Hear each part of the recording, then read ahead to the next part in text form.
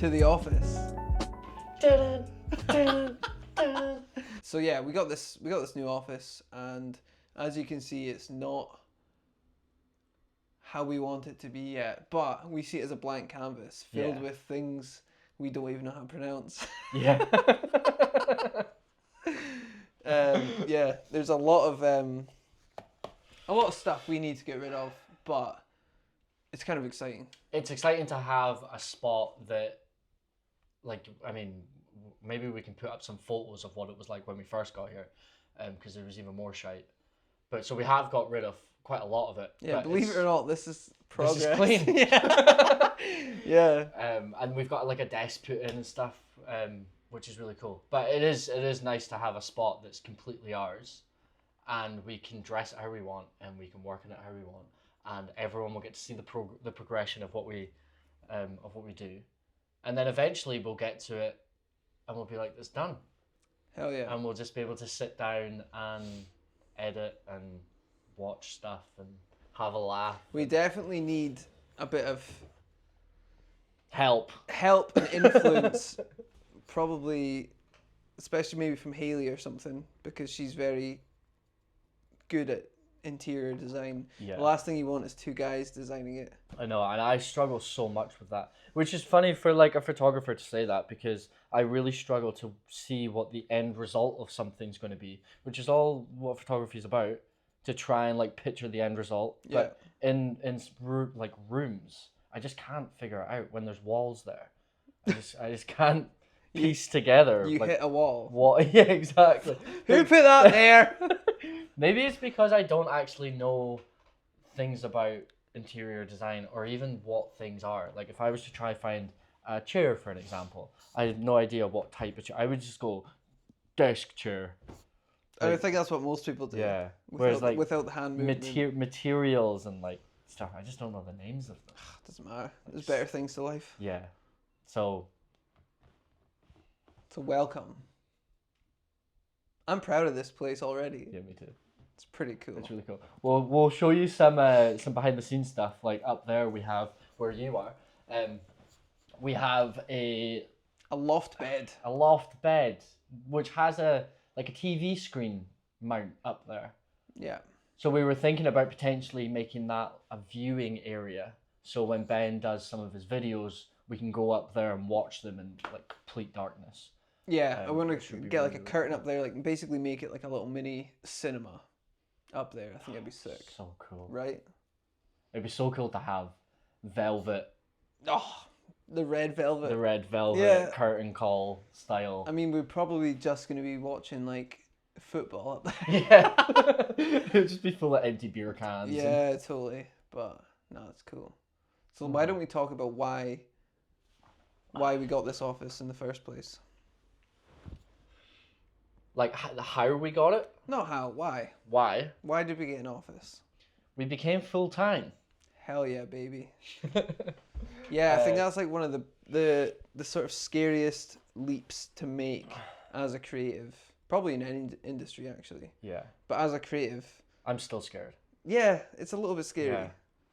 Like, you've got that steady income job, where it takes up 70% of your time, and then you get that 30% to focus on what you're passionate about.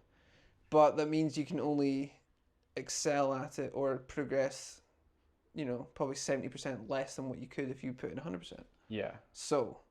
And it's odd having so much time, because I was speaking to someone yesterday about this, that it's weird having so much time, even though when I was living in Glasgow and I was working a full-time job, I was doing 30, 40 hours a week. Yeah. And I still managed to do loads of gigs and loads of photography work on the side. Mm-hmm.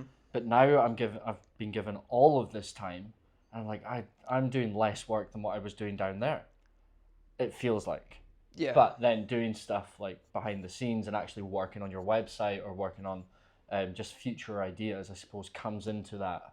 Yeah, definitely. That time frame. But man, I feel like I'm doing nothing. Yeah, well, I think that as well, you can be more selective with the work that you accept. Yeah. And it's also a lot higher pay than a, minimum wage 9 to 5. Mm-hmm. So you've Yeah, got on an you've hourly basis, for yeah, sure. for sure. Yeah, But yeah, you've you've got the freedom, the financial freedom, and the time freedom. Like, see if you manage to pull in 40 hours of solid work Mm-hmm. of like just photography, like But yeah, within a week, like that's your maybe 3 month salary yeah, in a oh regular easy. That's job. what I mean. Yeah, yeah. It's just what I'm really struggling at the moment, and maybe we dive into this a little bit, is like picking up jobs. Like, so down in Glasgow, there's obviously so much more going on because it's a really highly dense. Let's start again.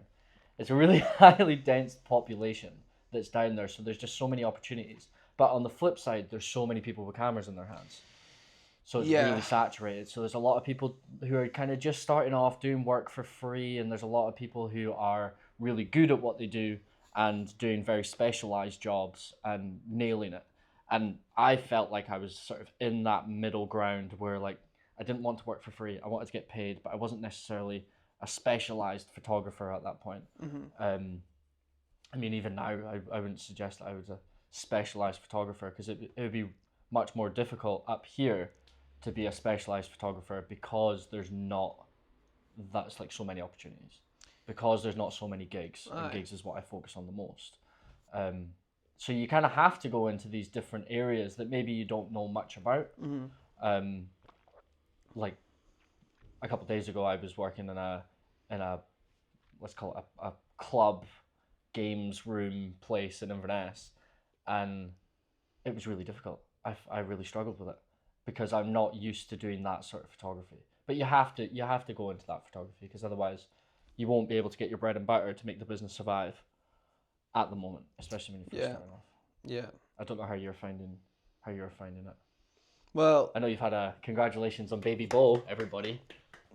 I became a father for the second time to the same mother. Yeah, I just had another little boy, called Bo, and he's the best. And so I've just taken a month off. I'm literally like 4 days in to being back. It's good to be back. It's Good to have you back. yeah, you God, missed I me. missed you so much. It was obvious. Nah, it was. I've been so sad for the past month. You're like a little lost puppy. Yeah. Yeah. No, it's good to be back, and I'm excited to get sorted with this office. Yeah. Definitely like a more of a slow burner rather than let's get this finished next week. But I wanna do it right, you know? Yeah, we wanted to make sure that you had a space to, because obviously I've been working from here, but I've been working like whilst I've been in bed or on a couch or like just not at a desk. Yeah. So, but for me, it wasn't as important, but it was important for you to sort of be able to step away, Aye. and have like a workspace, where you can actually go into. Do you know what I mean? Yeah, because so I have an office at home. An office. It's a Harry Potter cupboard under the stairs, but I pimped it out. It's pretty cool. Maybe we can show on here like what the let's roll that.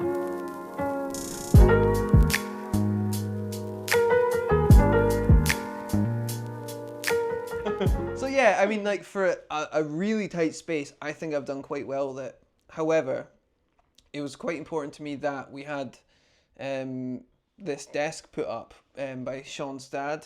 Big Lewis. Big Shout Louis out. boy. He sorted us out with the desk. It's not finished yet. We still need to wrap it and stuff. But it was very important to me that I had a space out with my home to come and work, because I would really struggle not going upstairs to see my baby. Yeah.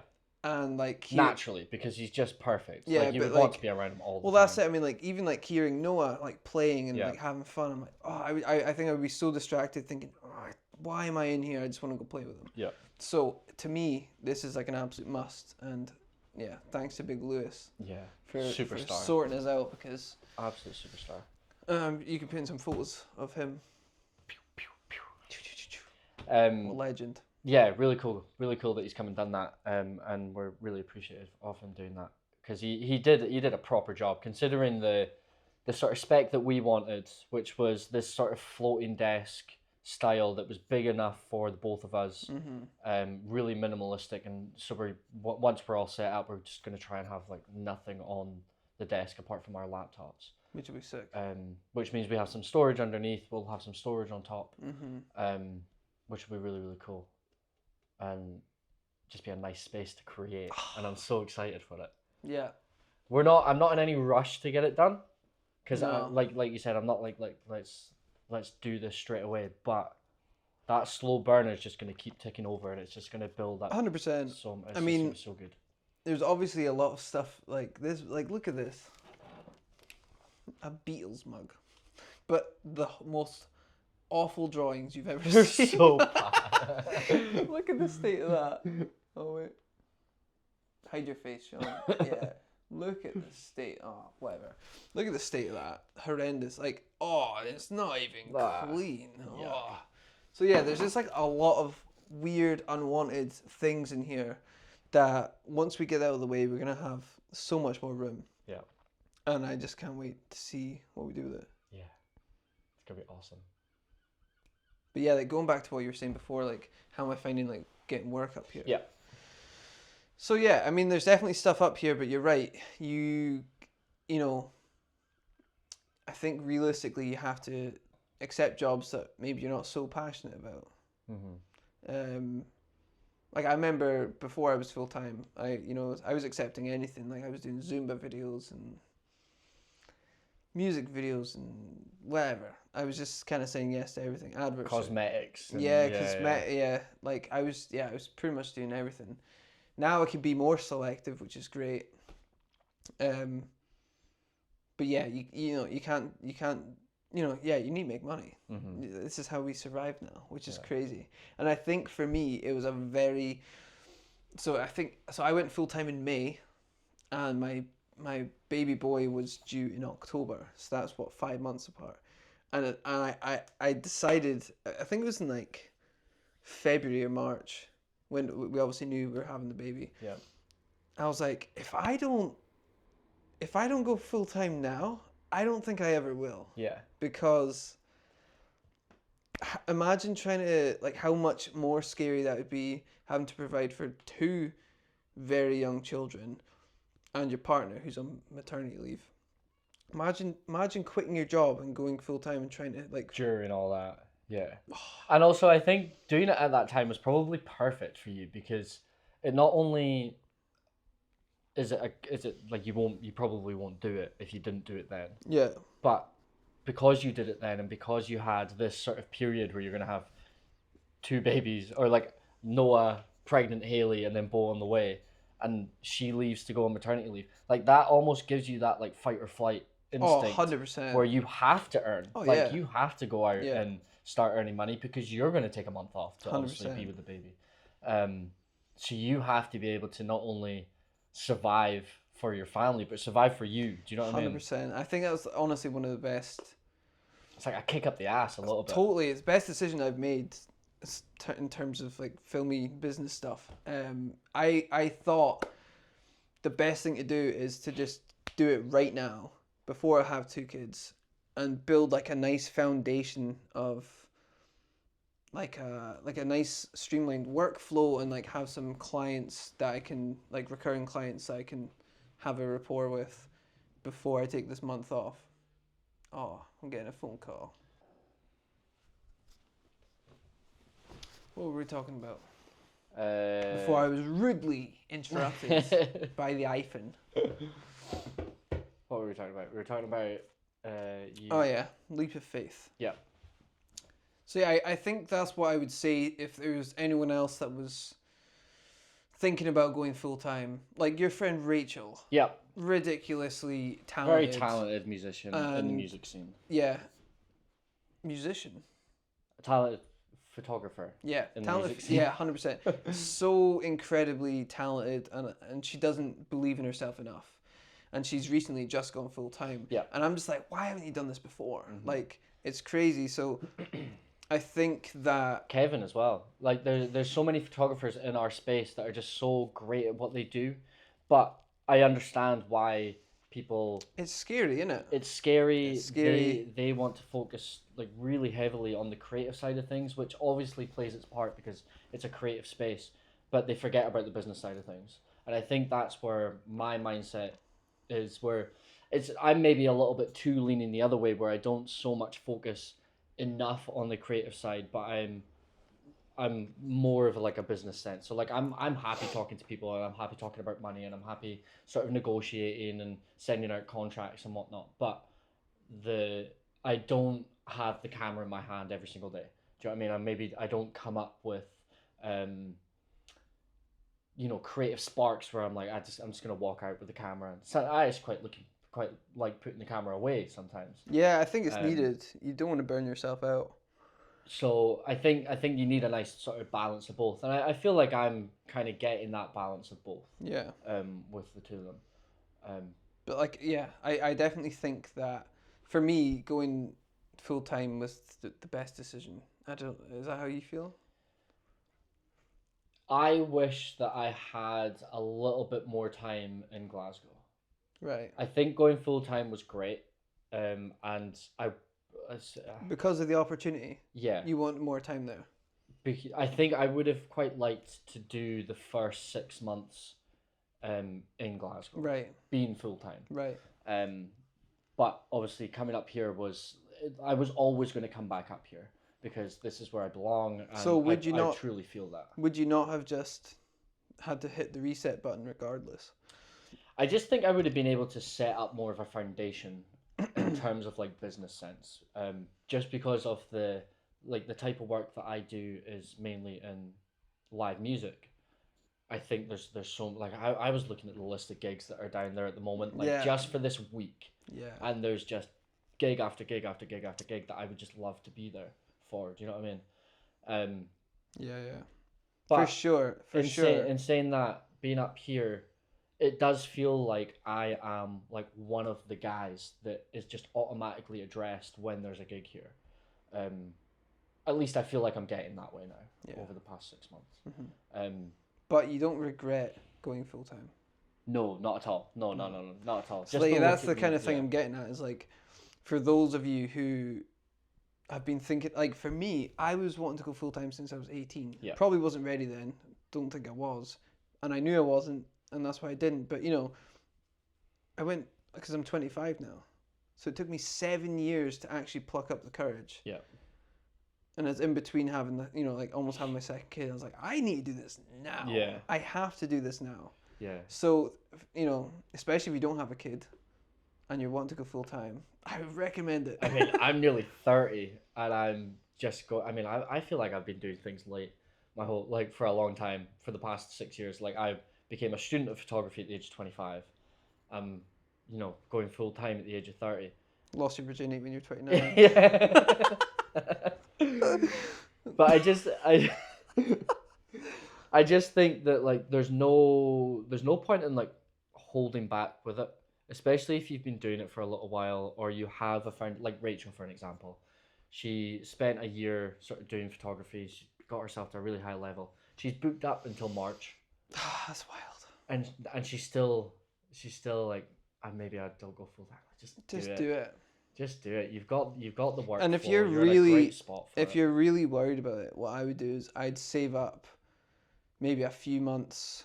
Yeah. Like enough to like cover yourself for a few months and try it out for a few months. And if it doesn't work, then the worst thing, you just need to get a job. Just get even a part-time job. Yeah, and I think one thing that holds people back, and this held me back for a little while, what is the actual process of becoming self-employed. So like going through HMRC and talking to, like figuring out taxes and whatnot, and that can be a bit of a scary realm to enter. Yeah, and it's a bit of a ball ache, to be honest. It really, the whole process is just a little bit of a ball ache. But once you do it, it's not daunting. Do you know what I mean? Like, nah. It's daunting to do it, but once you're doing it, you figure out, this is actually fine. Yeah. Like the only thing that becomes an issue is time, because HMRC take a little bit of time to get back to you. If you want to phone them, you have to be on hold for an hour before you get to them. But once you're there or once you're through to them on the phone, they're fucking great. Yeah. They're really good to talk to, and they've helped me out a lot. I had a little bit of a struggle with some of my like online accounts with HMRC, and they fixed everything, and They're sound. absolutely sound. So that's maybe something that holds people back, is like actually getting registered as a self-employed, like sole trader. Mm-hmm. But I think like we're living examples of it just being a breeze. Yeah, definitely. I think there's obviously so much into, like, there's so many moving parts to creating your own business, and there's so many so many things to learn, like so many things we still don't know that we are yet to learn. Yeah. And I think that's just how you grow in it. Like you got to start somewhere, and that's the first step. Is just just getting registered and just doing it. Yeah. And I would even like suggest to people, like, just do your photography part as much as you can up until like April, and then at the start of April, then register, because once you've registered in April, you have until like December to actually figure out the tax thing. Yeah. Like, there's no rush to do it because you've got such a big window. Mm-hmm. As long as you're keeping records of like your payments and your expenses and whatnot, Yeah. for if you get like an accountant, or if you want to do the accounting yourself, then you've got loads of time. Yeah. And you've got so much time just to like focus on your creativity. Can you repeat that last bit? I was so bored. I stopped listening.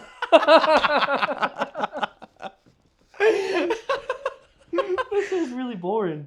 It's not boring. No, just that last bit. Like, as soon as you open your mouth, I was like, oh, bored. Just that last bit you started 25 minutes ago. But it's so cool to, because actually, in the grand scheme of things, we've not really known each other for that long. No. And it's cool that we've taken this leap at the same time, and we've got each other to bounce off of it. Yeah. And you do photography, I do filmmaking, and they're different arts in themselves, and it's cool because we can help each other out, and like we have this office together. I know. Which is a blank canvas and filled with things we can't pronounce, and there's just so much like possibility, and like I'm so excited about it. Yeah, me too. It's gonna be really cool to have, because we don't have like a competition. We're not both in the same realm. That could get pretty heated. I mean, I was thinking that the other day, where if we were both doing photography and both going after the same jobs, like that would suck, because we would just we wouldn't want to be working with each other, because we would just get jealous of each other. I mean, we get jealous of each other anyway, but we know that we're doing different jobs. Like, we know that you're doing a job that I can do, and vice versa. Yeah. So that's nice. And then sometimes we bring each other along. Do you know what I but mean? it's cool as well, because we can both get hired for the same gig. Yeah. And like we get to work together. And that's amazing. It's so fun. It's so fun. This month we've both been hired for a sold out O2 Academy Glasgow gig, and if you're going to Nightworks in Glasgow, come early and come watch Cala. Yes. Because that's who we're covering, Cala. Sean went on tour with them. It's going to be amazing. Oh, I can't wait. It's going to be so much fun. And working with you, like during the summer, we did a few jobs together, and it was just just festival great. season, baby. Oh, it was just like, who needs a gym? I had a 6-pack from nothing. It was so fun. Yeah. So that's what's great about us having different jobs. Yeah. You know, photography. Yeah. Filmmaker. And it really means that we can fully support each other on the, like, I love celebrating the jobs that you get, and I'm sure you do with me as well. For sure. We do have that look to each other. We're like, I wish I was there. Yeah, definitely. It's like any way I could come along. Yeah, but it has to just be that full support, because it's not something that I can do. Do you know what I mean? Yeah. And it's just so nice to have someone that is complimentary in that way.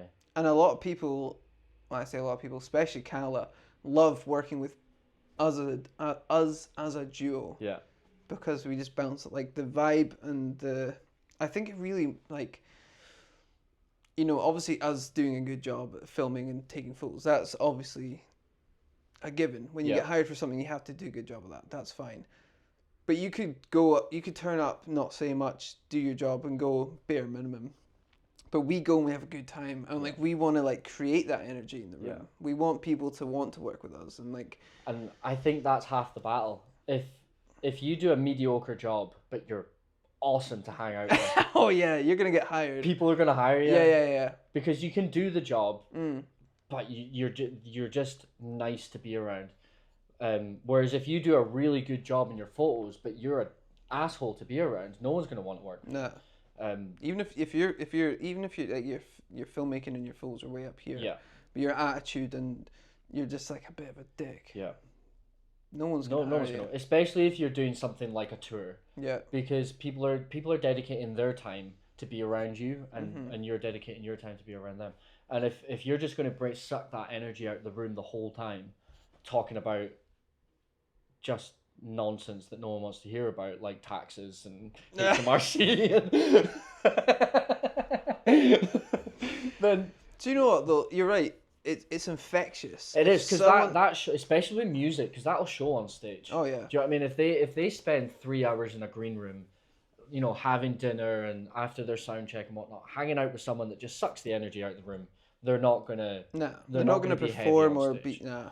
Yeah. Totally agree. So it's so important, especially doing, like I've found doing this tour, to try and keep that energy up, because there definitely was times where we drive 4 hours to Skye and you're just like, I just don't want to be here. It's windy, it's cold, it's not a great room, we just don't want to be here. And then that ended up being, you walk in there, I kind of think of it as like football terminology is like, as soon as you cross over that line, everything that's in your life just kind of gets left behind, and whatever happens on the pitch, that's where you give it your all. So you walk into that room and you just flick a switch and you just try bring the energy. It was the best show of the tour. It was unbelievable. It was so much fun, and it was the best show just because it was fun, not for the performance, not for the crowds, not for, just because all day it was just complete fun. That's what you want. And that's what you want, and we had such a blast. It was just great. I really want And to I be wished there. you were there. Imagine what it was like. Oh, it would have been so good. But Glasgow, baby. Glasgow's gonna be awesome. Yeah. So that's that really. It's very good that we don't have the same job, and we can complement each other and bounce off ideas and just like, and it's cool that we again took that leap of faith at the same time. And we're excited to be able to showcase that as well, in terms of, you know, I as of today, I actually need to post that today. I'm going to start to do sort of tutorials on Instagram every Monday, which was really hard to do in terms of like doing it in a 90-second window. I'm going to struggle with that, but it's a challenge that I've set myself to try and do something every Monday. But I'm really excited to sort of showcase that side of me in terms of like my editing and maybe some sort of business stuff that I do, and I'm sure that's something that you might be interested in doing as well. For Sort sure, of yeah. Educating the stuff that we know and just putting stuff out there, like not gatekeeping our ideas and just putting stuff out there, and for us both to do that from different angles, from video and photos. Yeah, I think It doesn't really happen up here. No, it doesn't. And I think that when I was like starting off, like in filmmaking, like there were so many things that I had to like learn along the way by myself, normally through trial and error, a lot of error. Like you learn from your mistakes, but it would be cool for, like, I'd love to share my mistakes like with other, you know, aspiring filmmakers so that they don't have to make them mistakes. Yeah. And I'm 100% sure that through this podcast we'll be able to sort of teach people those mistakes that we have made, or like even just tell stories about the mistakes that we have Because they're funny. I mean, you can laugh at them now. Yeah. They definitely weren't funny at the time, but yeah. So I think like some short form content of us teaching you photography, filmmaking related stuff, that could be fun. Yeah, really fun. And a challenge for us as well, because it's something that we haven't done before. Yeah. Even just putting it together as a short form video is difficult. Yeah. It's hard to do. Coming up with really specific ideas, because you don't want to be too broad, because then you'll just be talking forever. That's it. Whereas if you pinpoint ideas, that's what I'm trying to do at the moment, is really pinpoint step by step what I do with photography in my editing, and then teaching just little by little, and then hopefully this will build a kind of community. I think that's one thing that I want to do, is build a community of photographers that will start to learn from each other and start to, you know, be critics of each other's works, because I think that's important as well to um To grow. yeah, for sure. And I think like this podcast is like a space for us to talk about stories and experiences, and to also to like almost have like a video diary of our progression ourselves, to be able to look back and like be like, oh, this is how shit the office looked a year ago. But do you know what I mean? This will be so cool because it's going to be the progression of us. It's going to be the progression of the space. It's going to be the progression of like what we do online, and like hopefully the community that we get to build from this. Yeah. So this is like starting point. This is rock bottom, baby. This is rock bottom. This is Steve Jobs in his garage. For sure. Right? Yeah. Not that we're gonna create Apple or be anywhere near as rich as him, but what was his analogy? What was his buddy Wozniak. Steve Wozniak. Yeah. Yeah. Steve? Nah. They're not both called Steve, surely. Don't know. But how unimaginative. I'll be that guy. I'll be the Jobs guy. Yeah. But yeah, this is like, yeah, this is our starting point. Yeah. And I'm like stoked to see what we do. And like our talking's gonna get better. That's one thing I'm quite excited to do is improve on my speech, because I think doing stuff like this, because we have to listen to it back. Do you know what I mean? We have to. And when you listen back, you start to criticize your own talking and how you can improve on your talking. Just the same as what you would do if you were editing your photos. You would go, I kind of wish I did that a little bit differently. I mean, you are your own worst critic, and that's good. So over time, the topics that we talk about are going to be better. We're going to be more comfortable on camera, and then that means that our personality is going to come out. Yeah, and that's what we think that people love. Yeah, we think people love that, and that so. But like our knowledge will grow. The set will look cooler with like lights. Yeah, we're gonna get a sign maybe. Yeah, and like little LED lights and some plants and stuff. After we figure out a name. Yeah, we'll get there. Yeah. But this is it, baby. This is it. Hell yeah.